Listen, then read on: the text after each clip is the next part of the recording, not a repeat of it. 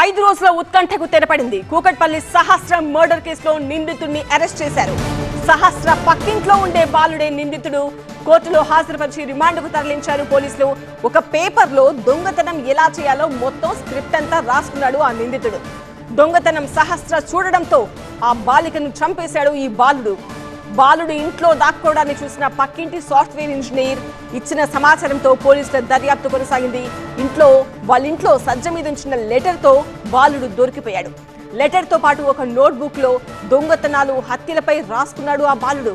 ఏప్రిల్లో సహస్ర బర్త్డే పార్టీకి ఇంటికొచ్చాడు ఆ బాలుడు. ఆ రోజు బాలికకు కేక్ కూడా తినిపించాడు ఆ బాలుడు. హత్య జరిగిన రోజు పోలీసులకు కట్టుకథలు చెప్పాడు ఆ బాలుడు.